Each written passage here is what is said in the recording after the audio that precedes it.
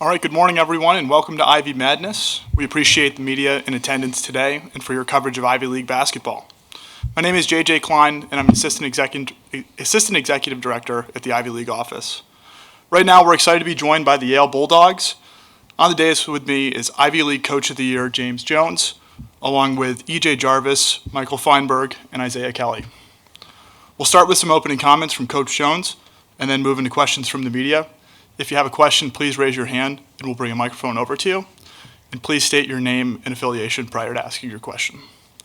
Coach, welcome to Ivy Madness, and we'll turn it over to you with some opening comments. Thank you, JJ. Just a pleasure to be back here. It's obviously what you play all year to try to accomplish and try to get to, and we feel really good about our group.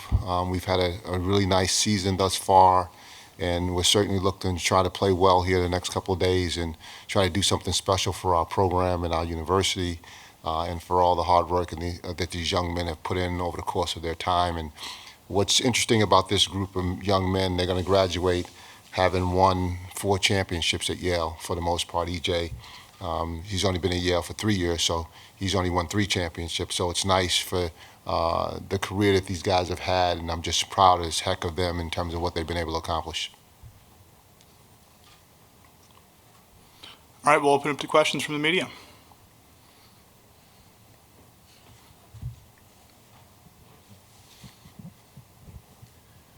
Steve Silverman, Ivy Hoops Online.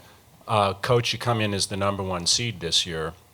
Last year in the tournament, you were the number 2 seed. You won the tournament as the number 2 seed. I believe in the 4 years that the Ivy League has had the tournament, the number 2 seed has won 3 out of those 4 times. Is it different coming in this year as the number 1 seed for you and the team? No. No, we were 2 of the teams that won those 3 times. We were the number 2 seed twice and we won it. So it obviously, to me, doesn't make a difference where you're seated as it doesn't anybody else. I don't think that Cornell or Penn or Princeton are worried about their seed. I think they're more concerned about how their team's going to play and if they can play well over the next couple of days. And so, I often thought that being a second seed kind of hurt you a little bit because you got less rest because you play that second game, but it didn't seem to hurt us at all. So I don't expect it's going to hurt anybody else. And we just want to go out and play. We earned the number 1 seed, and that's great, but it doesn't mean anything now because everybody's equal. And we just need to go out and play well. And also, is Matt Nolan going to be available this weekend? I'm not telling. Fair enough. Yeah, Matt's fine. He'll be playing this weekend.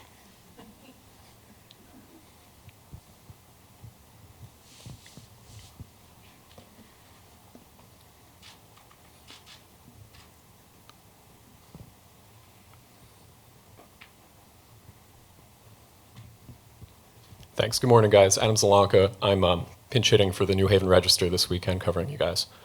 You split the season series with Cornell, your first round opponent. They're known to be able to score in bunches. What did you feel that you did, James, in the second game better defensively that you were able to win that second matchup at home? Well, outside of a stretch of about a 5-minute period of time where we turned the ball over a few times and were unable to score, we played pretty well when we were up at Cornell. We lost the game, but we played pretty well for probably 35 of those 40 minutes. If I think about it, they were able to score off their offense a little easier in the first game than in the second game. We were able to take away a lot of that stuff that they did. So I think that's a big part of it. And, the game just ebbs and flows. So if you're going to turn the ball over against them, you're going to be in trouble. So we did a better job at taking care of the ball in the second game than we did the first.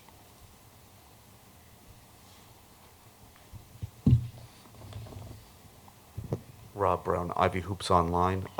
This is a very difficult place to play, whether it's the sight lines, the bounce on the court, but you guys have had a lot of success over the years. So whether it's the coach or the players, what's allowed you to be so successful in this building? Yeah, I was going to say we haven't had much of a problem playing in this building over the course of the last, I don't know how many years it's been. I guess for us, it's just that your team. I mean, we've had good teams. And that makes a difference. If you're a good team, you play well together, you have a program, and guys are set, going in the right direction, and they believe in the culture that we have, and they play into that. That makes a difference. I think our culture is really strong. We're able to survive, our leading scorer going down and win a few games to actually get to this point. So I think it has more to do with your program and your culture than anything else. One last question from me.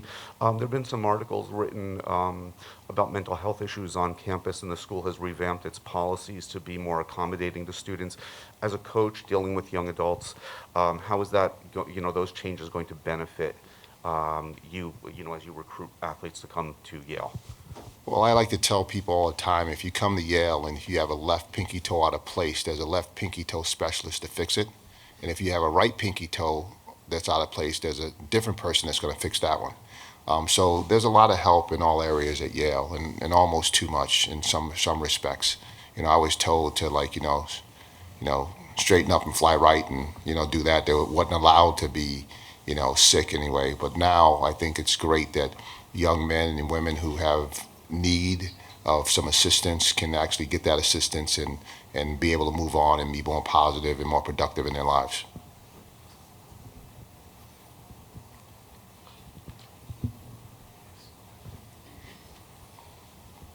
For any of the seniors sitting up there, having gone through the tournament, winning it last year, what are you able to take from that experience 12 months ago in your preparations for this weekend?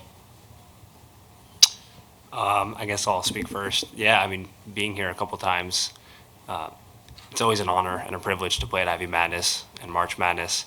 We don't take that for granted.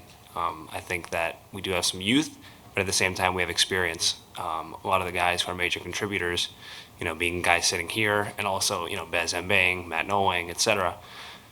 They've been around the block, they've played in these high stakes games, and they know how to perform. And so we're confident, but we're also ready to do whatever it takes to win. So I feel like we're in a good position. Hi, Ben Rabb, Yale Daily News. For the seniors, also, how do you approach this game any differently, knowing that it could be your last for you?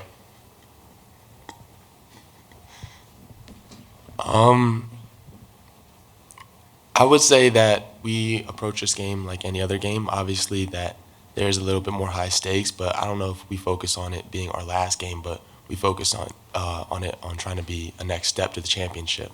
I think everybody here is really looking forward to getting the opportunity to play, and I think we're going to go out and we're going to do our best, and I think we have a good chance.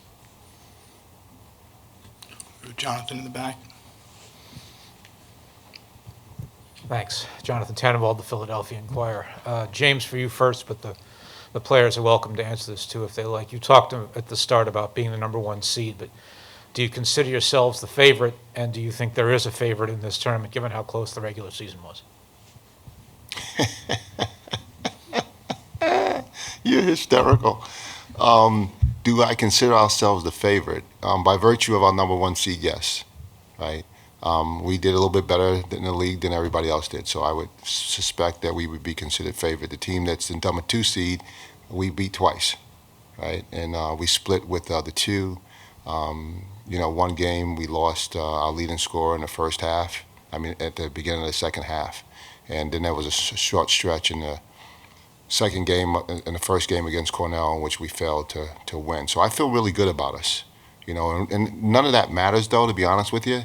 What I think and what anybody else up here thinks doesn't matter, because you got to go out and play the game. It doesn't, win it on paper, right? You got to go out and fight. So I guess the better way to answer that question is that we're confident about what we're going to have a chance of doing, but I would suspect the other three teams are pretty confident too. So we're no different than anybody else.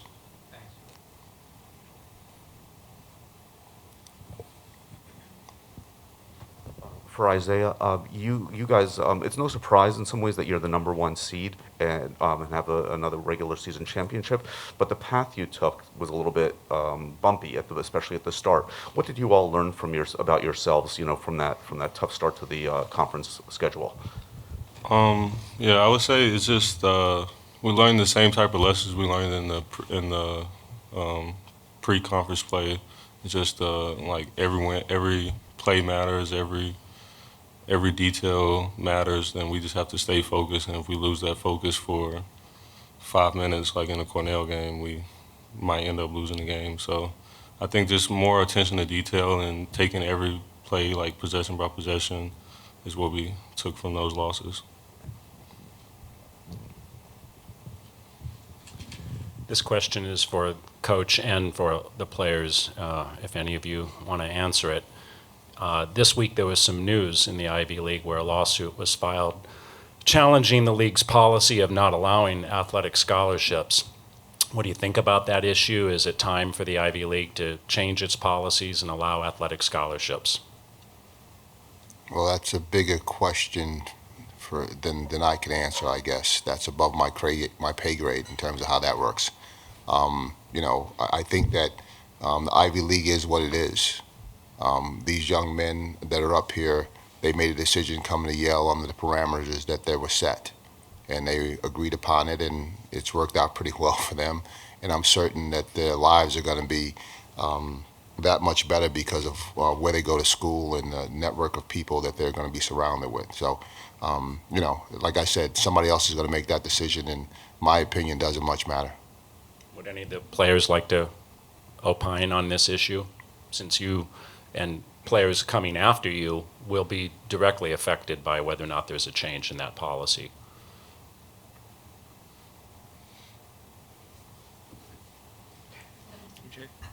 That's a surrounding no comment, I guess. Time for one more question.